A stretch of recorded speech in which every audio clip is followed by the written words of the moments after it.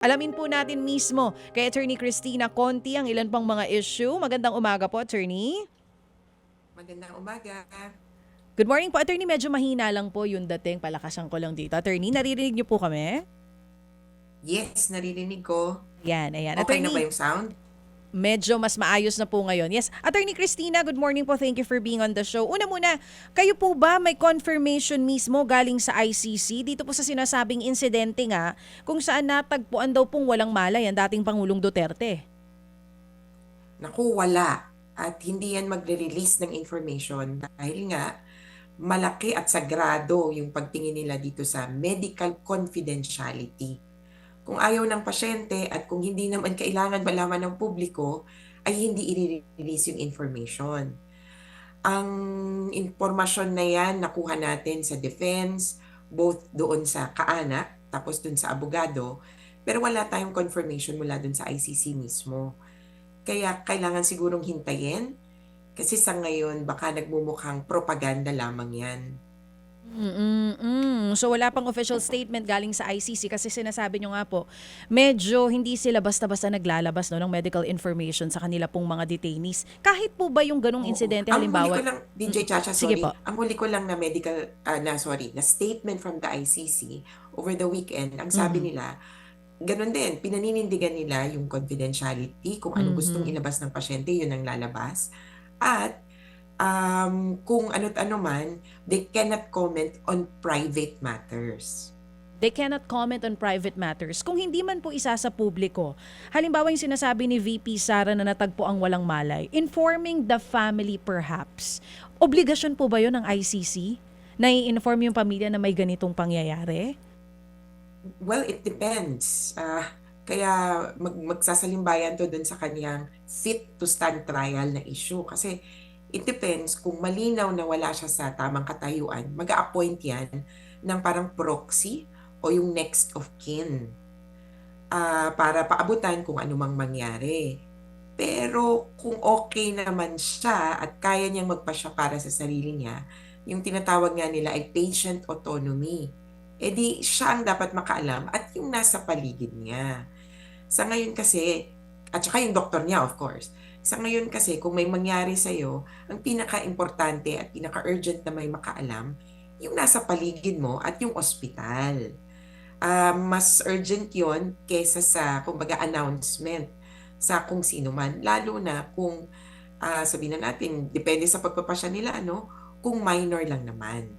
Even po yung lawyer, halimbawa sa attorney Nicholas Kaufman, siya po ba entitled to know kung ano yung medical condition? Kung hindi man yung pamilya agad, yung abogado kaya ini-inform po ba kung anong kalagayan ng kanila pong kliyente doon sa loob ng ICC? Well, again, within the concept of medical autonomy, so yung pasyente ang may kakayahan na magsabi, pakipaabot nga sa ganito ko, asawa ko, anak, abogado. Kaya kung hindi niya pinaabot, magiging problematic. Yung pagdala sa ospital, yan ang magiging issue. Yun yung medyo may kalabuan. Dinala ba ng ospital? Hindi ba dinala ng ospital? Medyo may conflict na. Sino din yung source? Paano ba? Because also in the fray, also in the, kumbaga, chika, ay si Harry Roque na sinasabing meron naman siyang access dun sa health professional na tumingin kay Duterte at sinabi niya, hindi naman daw na unconscious. Kaya nagkakandalituhan na. Pero sa amin, kung seryoso talaga to at dinala sa ospital, then definitely both the defense counsel and the family should have been informed. Puntahan nyo dito sa ospital. Okay, pero sa ngayon, hindi pa malinaw kung ito po mga naging pahayag last Saturday ni VP Sara, ay yun nga po talaga nangyari. Yun po ba yung sinasabi niyo, Attorney Conti? Oo kasi noong una, syempre, sa totoo lang, concerned din ng mga biktima. Kailangan naming buhay si Duterte para magsimula ang trial. Nung sinasabi niya, hala, na unconscious na daw, nadala na daw ng ganito, nagkaroon ng, yung pagkakasabi pa ay may cranial and brain injury, bagaman hindi ganun yung statement, pero dahil binanggit yon napag-alala yung mga tao.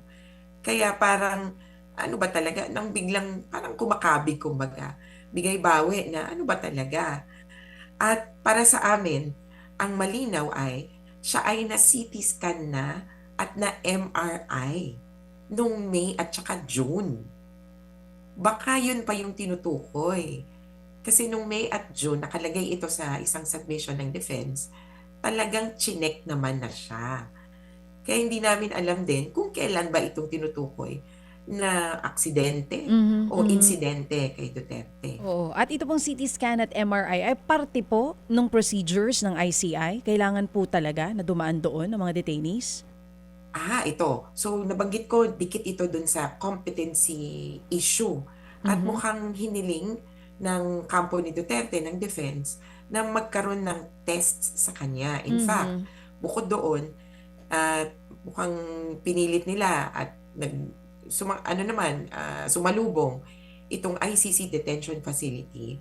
Yung medical officer nila nag-appoint ng isang anonymous expert na titingnan yung siguro mental o kaya yung kalagayan niya. At altogether, itong information na ito ang ginamit para basehan ng kanilang adjournment request. Yung competency issue niyan, ang premise pa nga nila, hindi na talaga fit to stand trial at kailangan matigil itong hearing na ito. Kaya lang, sabi ng ICC, teka, experts mo pa lang ang nagsasabi niyan, hindi independent expert.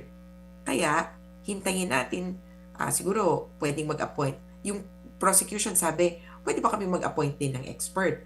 And probably itong judges will also appoint an independent panel of experts. Ano ang sasabihin nila patungkol sa competency or fitness to stand trial? Kaya na-delay ng konti yung hearing kasi yan yung evaluation stage. Sa ngayon, for all I know, chine-check up siya just to check yung claims of being unfit to stand trial. Oh, so lahat ng So, mga talaga standard, pero kumbaga, pwedeng hingin kung hihilingin. Oo, kumbaga itong mga lab test na dinadaanan po ngayon ng Pangulo ay part ng procedure ng ICC kasi ang claim po ng kanilang kampo ay hindi na nga po siya fit to stand in the trial. Pero balikan ko lang yung sinabi nyo, no, Attorney Christina, kasi sabi nyo kanina wala pang kasiguraduhan kung totoo po itong mga sinasabi ni VP Sara. Pero di ba po kung hindi man totoo, babalik po ito sa kanila. So I mean, what's the sense of making a statement na hindi totoo? Wala naman po, hindi naman po siguro nila gagawin yun dahil makakaapekto po ito sa kaso ng dating Pangulo. Well, correct. Pero hindi ko alam kung naiintindihan nila yan precisely. Sanay siguro tayo sa Pilipinas na may kahalong propaganda ang mga kaso. O, di ba? Kailangan on the side merong nangyayari. Ito nga, si Sara Diskaya, may pa-memes-memes na siya. Conscious siya na may malaking impact ito sa maraming bagay. Kahit na, kumbaga, labas dun sa legal. Maybe the family thinks that by building up a story in the public, magkakaroon ng epekto dun sa desisyon ng ICC. Pero yun nga yung warning ko. Walang epekto yan dun sa judges. Kailangan ang batayan ay facts. Kaya ingat-ingat po, hinahinay, lalo na may statement na ganyan, magpapanik yung iba na supporter. May isa na sinasabi that he has not been able to access his medical records previously. He has not been able to talk to his previous doctors. Na parang grabe naman. Kaya ingat po kasi baka nag-snowball na yung disinformation. Nangyari po sa kampo nila yan. Nitong nakaraang weekend, yung interim release, may filing si Nicholas Kaufman. Mhm. Ang sinabi po niya doon, na eto nga, komplikado, na that the Philippine government is no longer opposing or is open, in fact, embracing the idea of interim release. Kinontra na siya, di ba, ni Secretary Mhm. Claire Castro. Sabi, Mhm. hindi naman ganun yung pagkakasabi ko. Sabi ko, tatanggapin ko kung anong desisyon. Pero hindi ko sinabing tanggap na tanggap ko na dapat makalaya siya. Merong nag-announce, granted ang interim release. Kaya kagulo yung narrative nitong nakaraang linggo. Kaya must warn them as well na wag masyadong, kumbaga, hot na hot dito sa issue na ito. Dahil kailangan we approach these issues with a sober mind at hindi yung puro kamalian yung mamayani sa general public. Nabanggit niyo na po yung interim release ano na pinabulaanan na nga po ni Attorney Claire Castro. Pero may pagkakataon na po ba in the past diyan sa ICC na yung national government nung nagbigay ng statement nakaapekto dun sa kaso na kinakaharap ng isang detainee? Depende kung anong klase yung national statement. If it's a commitment to cooperate with the court, then maybe. If the country commits to do something, kasi again, wala siyang police, wala siyang national penitentiary, yung bilibid. Kaya pag sinabi ng bansa, welcome naming tanggapin ang taong ito, then the ICC could well take note, pero dapat pa rin dumaan sa proseso. Kumbaga, hindi pwedeng, oh, narinig ko, okay na daw sa ganitong bansa. Yung judges naman, talaga, sige, kailangan may submission. Kaya ngayon nga, precisely dun sa issue ng interim release, nagkaroon ng order yung ICC na pakomentuhin yung sinasabing redacted na bansa. Itong third country, sinasabi na mag-comment ka nga, ano bang tingin mo? At saka may dinisclose na country, the Netherlands. Nabanggit na rin yung Netherlands kasi parang wala na tayong magagawa. Nandiyan ka talaga sa Netherlands. Pagkatapak mo labas ng court, ng detention facility, teritoryo na yon ng Netherlands. Kaya, ni-request na rin na Netherlands, sabi ng defense actually, yung Netherlands, pwede bang, kung hindi man padaanin, papunta dun sa other country, pwede bang, baka naman pwede dyan na lang. So may ganun silang option. Sa Netherlands, parang house arrest na balita na ito. At kumbaga paglabas ng detention facility, dito na lang within the area, or sa Netherlands dadaan patungtong ng ibang bansa. Opo. So, ma'am, kapag hubag ganyan, kinukuhanan ng panig ang mga biktima dito po sa sinasabi nga na ng pag-aaral na siya kanlungin ng isang bansa? Dapat po, sa totoo, nakailang beses na kaming mag-submit ng comments patungkol dyan. Pati dun sa, yung nauna kasi, kung naalala nyo po, second round na itong request ng interim release. Nung una, final nila ng June. Tapos, bandang July, sabi, teka, Renda, huwag nyo munang pagpasyahan yung tungkol sa interim release. Ngayon, binuhay na ulit nila. Itong pagkabuhay na ito, hindi na, dahil redacted, yun lang yung problema, no? Hindi natin masyadong maaral ng buong buo. Itong, kumaga, nung renewed request, may tanong na panibagong bansa ba ito o yung dating bansa pa rin? Kung ano't ano man, maghihintay kami ng turn namin na mag-submit sa pamamagitan ng Office of the Public Counsel for Victims. Okay. Opo. Pero hindi mangyayari yun, ma'am, na sila ay magdedesisyon na lamang nang hindi napapakinggan ang panig ng mga biktima? Ay, hindi. Sa minimum, through the Office of the Prosecutor, syempre, para sa kanila, sa puntong ito, kakampi namin sila.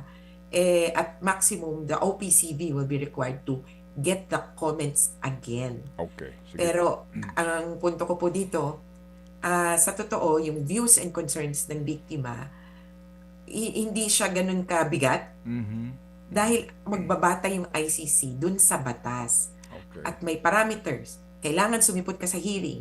Kailangan hindi mo pakialaman ang proceedings, ang mga witnesses o sinong kalahok. Kailangan hindi ka nagagawa ng dagdag na krimen. Opo. Okay. Dito siguro, pwedeng mag-weigh in yung mga biktima if they feel unsafe. And most especially, pwedeng banggitin ng mga biktima yung na-experience nila nung panahon na sinubukang paimbestigahan si Duterte pero sila ang pinatahimik. Opo. Okay. Ma'am, nandun daw po sa Dahig si former Senator Trillanes. Meron ba kayong informasyon kung bakit siya nandoon, kung totoo man? Nakita ko lang din yung post niya at sorry pero parang nag-posing lang talaga siya.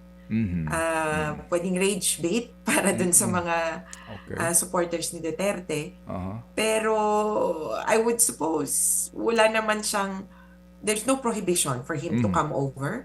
There's no prohibition for him to makiusyoso sa issue na to. Pero kung ano't ano man, I do not believe, unahan ko na, Manong Ted, Opo. I do not believe that he is the envoy of the Philippine Embassy sent to Duterte inside The Hague. Opo. Yes, ma'am. Okay, Kasi so... yung pagbisita doon, you have to agree. Si pasyente or si detainee, you have to agree. Opo. Well, Opo. I don't see Duterte agreeing. Uy, may gusto bumisita sa'yo. Opo. Pangalan daw, Trillanes. Hindi papayag yan. Kaya Opo. Oo naman. unlikely na nakabisita yan. Opo, sige po. So ma'am, ngayon po ang status ng kaso, yung pong kumbaga pagbabasa ng sakdal laban sa nasasakdal, yan po ang uncertain pa sa ngayon. Hindi pa po natin alam kung kailan mangyayari yan.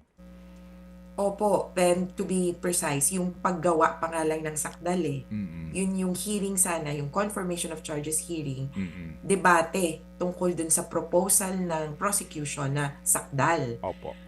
At pwede pang maiba ito, depende sa i-confirm nung judges. After sana ng confirmation of charges, mukhang aabutin pa ng 2 buwan bago talaga ma-confirm or ma-finalize. Kaya, kung para sa amin, sana pala natuloy na lang ng September 23. Tapos, next year, doon na natin pagpasyahan kung matutuloy ba yung sinasabi nga na pagbabasa ng sakdal, yung Okay. final na sakdal. Okay. Sige Kasi, po.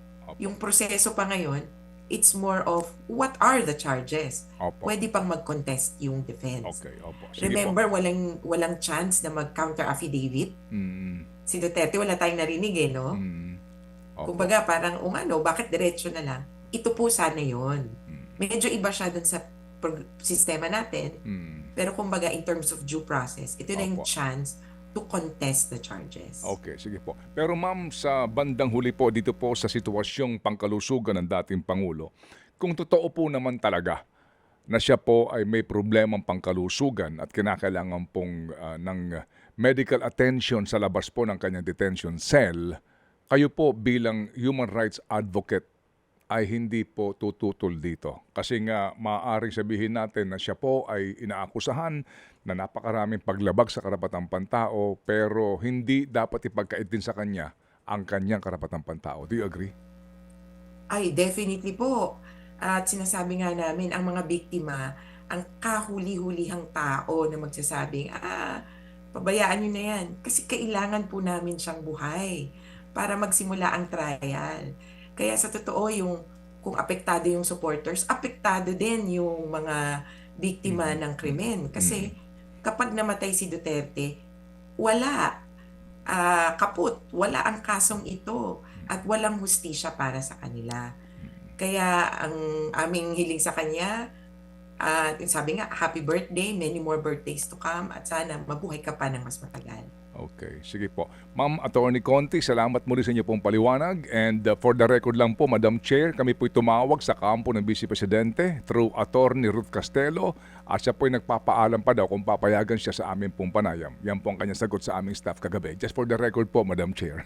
Thank you very much po, Attorney. Salamat na marami. Thank you po, Mr. Chair. Thank you po. Bye. Salamat na marami. Thank Attorney you. Christina Conti. Mga kapatid, brothers and sisters, saan ka pa? Dito na tayo sa totoo. Dito na tayo sa True FM. Mga kapatid, mag-subscribe and follow po kayo sa social media accounts ng True Network PH. Yan po kami, hanapin nyo lang True Network PH, Facebook, Instagram, YouTube, TikTok, and podcast. Mapa Apple or Spotify man yan, mahahanap nyo kami. Lahat ng mga napapanood at napapakinggan nyo po sa programa, nasa social media accounts namin yan. So paano mga kapatid? See you sa social media!